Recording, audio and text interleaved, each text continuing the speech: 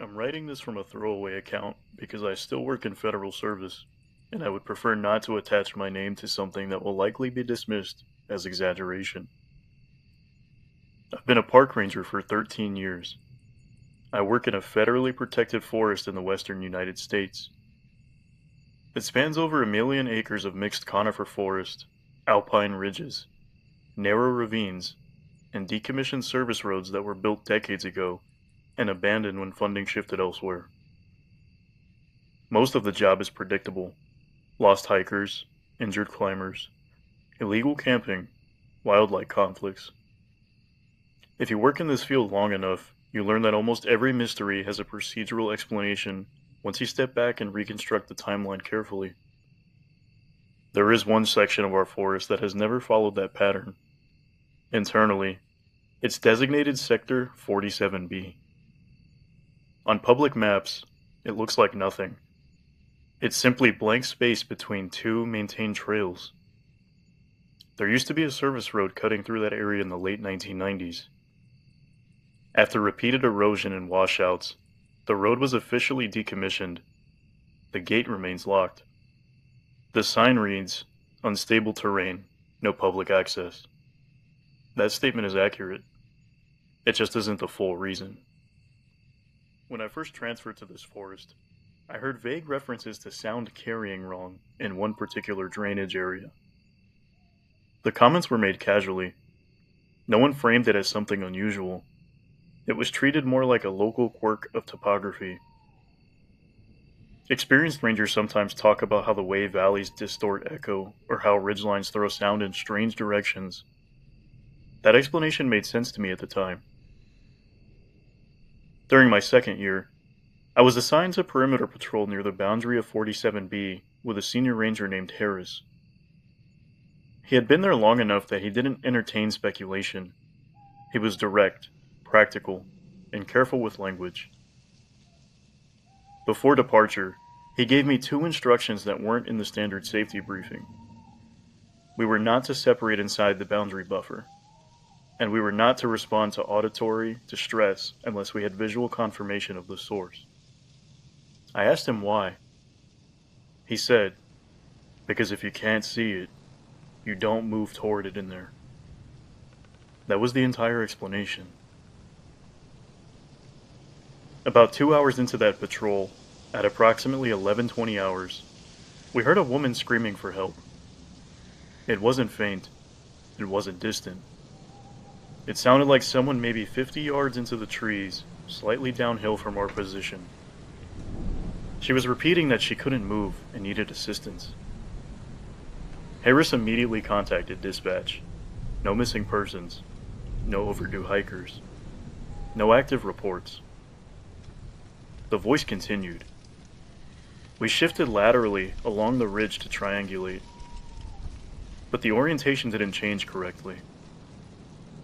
When you move relative to a stationary sound source in dense forest, you expect subtle shifts in volume and direction. This did not shift properly. It remained centered relative to us in a way that didn't match the terrain. After roughly 4 minutes, the voice stopped mid-sentence. No fading. No underbrush disturbance. No secondary noise. We searched within safe visual range. Nothing. On the hike out, Harris told me similar calls had been documented sporadically for years. None had resulted in locating someone at the time the voice was heard. A few had preceding missing persons reports filed days later. That last detail stayed with me. Roughly 1 mile inside the restricted boundary, near a narrow ravine, there's a staircase. It's concrete, 15 steps, no landing at the top. No structural remnants nearby. Soil analysis conducted before my arrival confirmed no buried foundation within 10 feet of it. Historical aerial imagery shows trees in that location dating back decades. No building ever stood there. The staircase is freestanding. Wildlife cameras placed near it show deer approaching, but not ascending. Small mammals pass by, but none climb. radio interference increases within 30 feet of the base. There is no official explanation for its existence. When I first saw it in person, it didn't feel dramatic. It felt misplaced. Like something installed in the wrong environment. It's become less remarkable over time, only because repeated exposure dulls reaction. It has never deteriorated beyond normal environmental wear. 8 months after my first patrol, I heard what sounded like a child crying in the same sector. The cry repeated at identical intervals. The pitch didn't fluctuate. The tone didn't escalate or weaken. Dispatch confirmed no missing persons. We held position. The cry stopped abruptly. Radio interference rose briefly as we approached the ravine. Equipment checks later found no faults. At that point, I still believe there was an environmental explanation we simply hadn't identified yet. In my 6th year, a 34-year-old experienced hiker failed to return from a weekend trip. His planned route did not include Sector 47B. His vehicle was found at a secondary trailhead. Boot impressions showed deviation off-trail. Search teams tracked his movement toward the restricted boundary. His backpack was found upright at the base of the staircase. Not thrown. Not damaged. Placed upright. Food intact. Water intact. His phone was inside. There was a 17-minute audio recording. For the first 12 minutes, he's walking and speaking casually to himself. Around minute 13, he begins responding to someone off microphone. The second voice is too faint to isolate.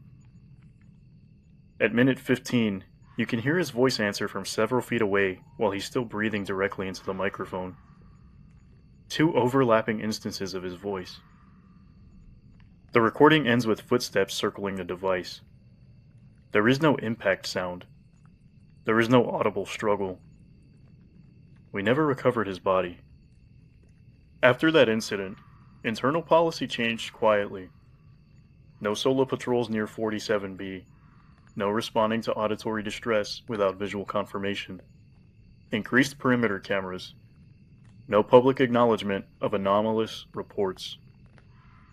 Unofficially, some of the older staff began referring to whatever was happening as a mimic.